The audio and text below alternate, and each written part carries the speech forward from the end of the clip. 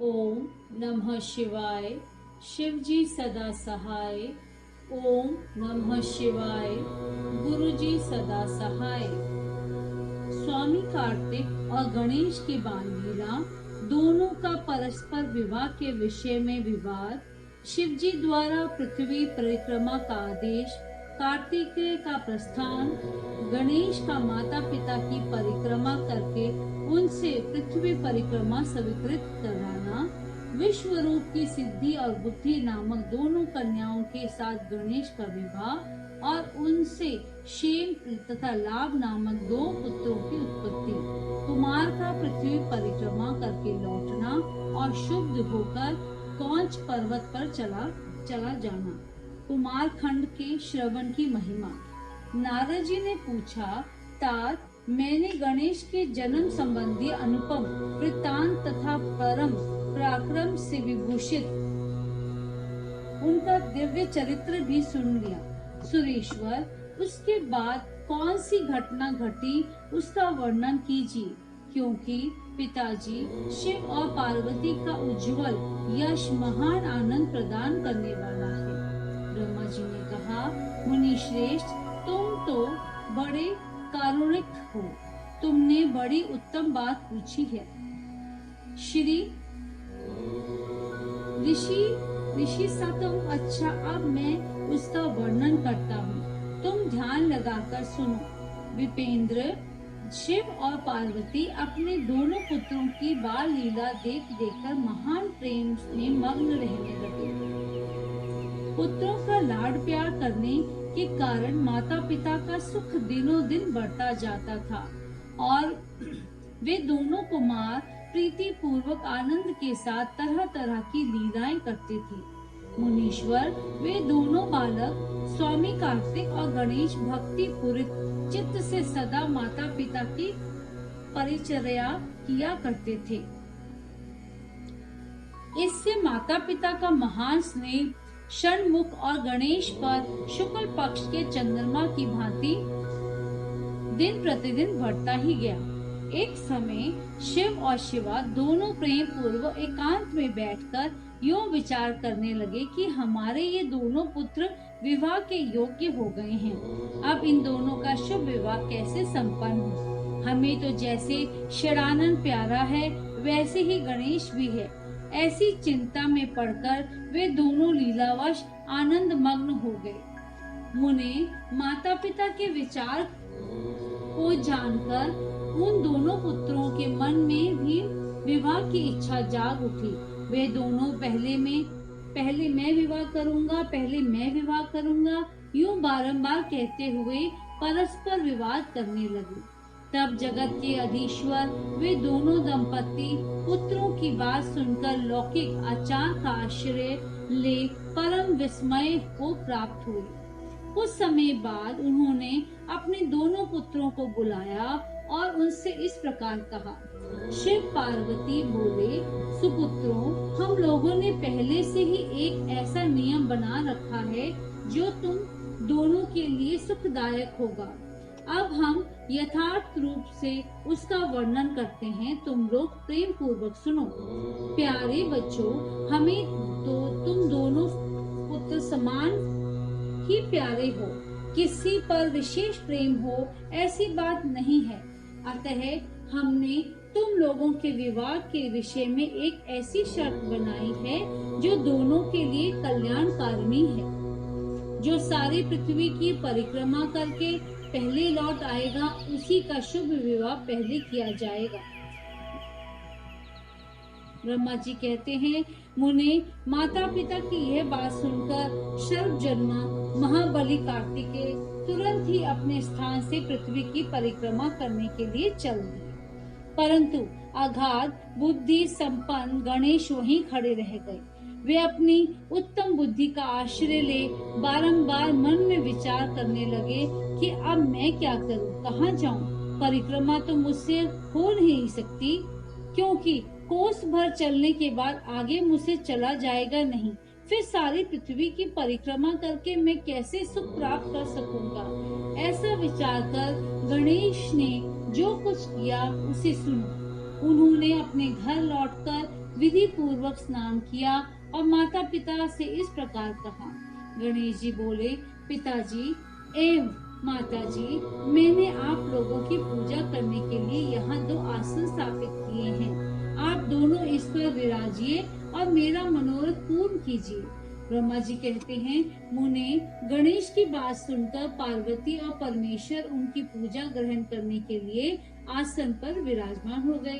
तब गणेश ने उनकी विधि पूर्वक पूजा की और बारंबार करते हुए उनकी 7 बार प्रदक्षिणा की।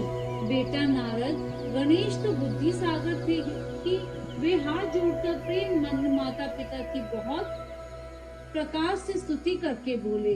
गणेश जी ने कहा, हे माता जी तथा हे पिताजी, आप लोग मेरी उत्तम बात सुनिए और शीघ्र ही मेरा शुभ विवाह कर दीजिए।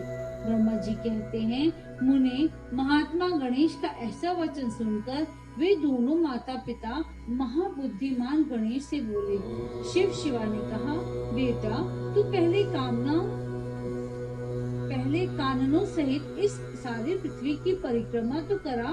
कुमार गया हुआ है, तू भी जा और उससे पहले लौट आ।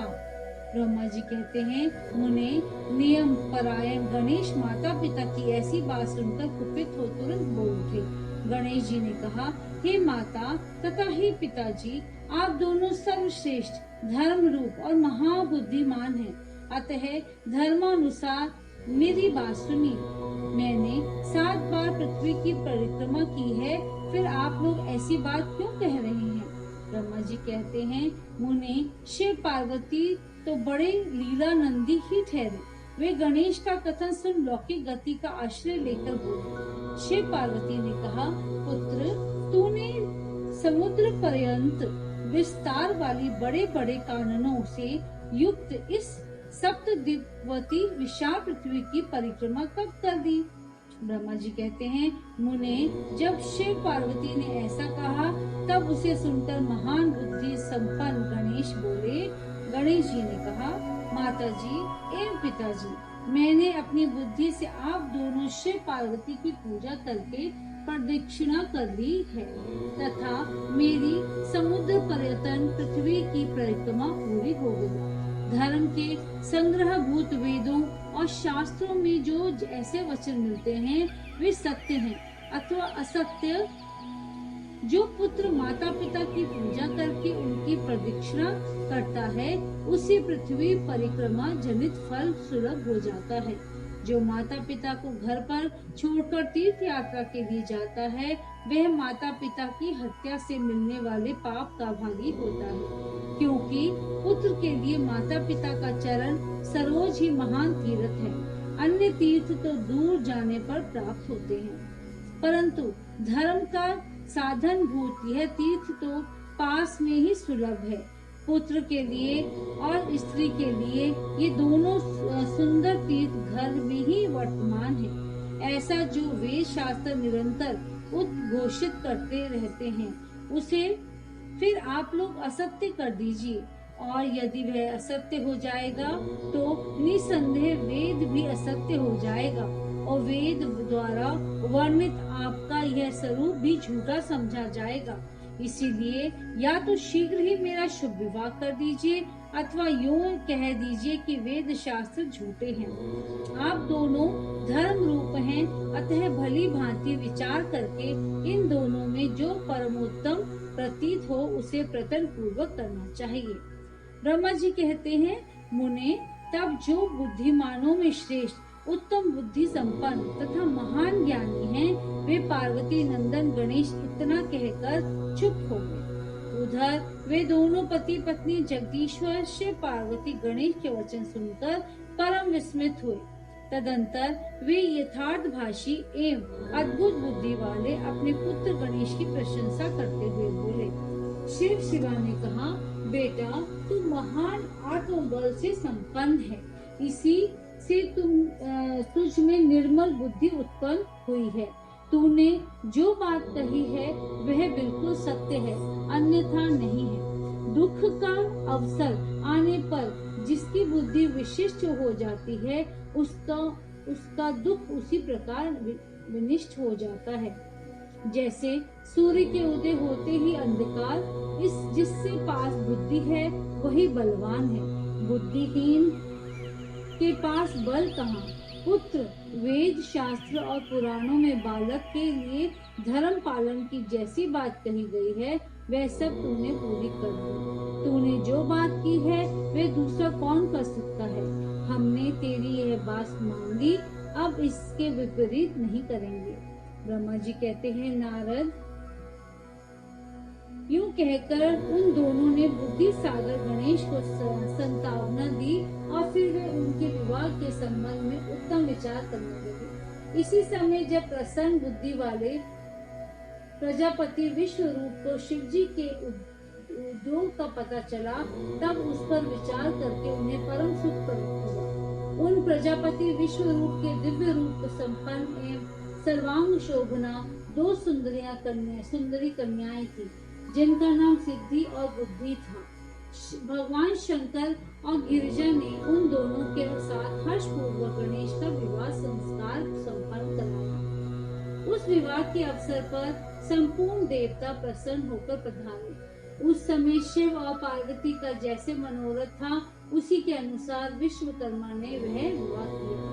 उसे देखकर ऋषियों तथा देवताओं को परम हर्ष प्राप्त हुआ। उन्हें गणेश को भी उन दोनों पत्नियों के मिलने से जो सुख प्राप्त हुआ उसका वर्णन नहीं किया जा सकता। कुछ काल के पश्चात महात्मा गणेश के उन दोनों पत्नियों से दो दिव्य पुत्र उत्पन्न हुए।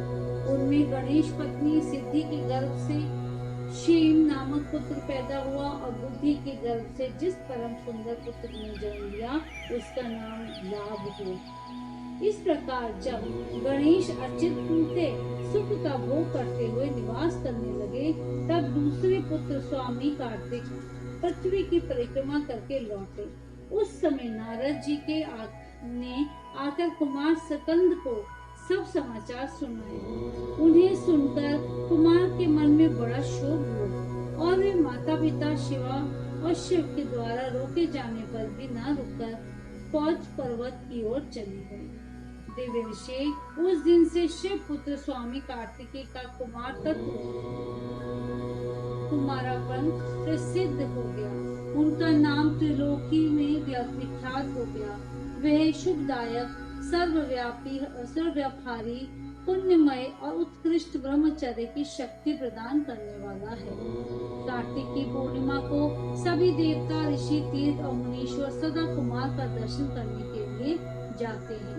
जो मनुष्य कार्तिक की पूर्णिमा के दिन कृतिका नक्षत्र का योग होने पर स्वामी कार्तिका का दर्शन करता है, उसके संपूर्ण पाप नष्ट हो जाते हैं और उसे मनोवांछित फल की प्राप्ति होती है।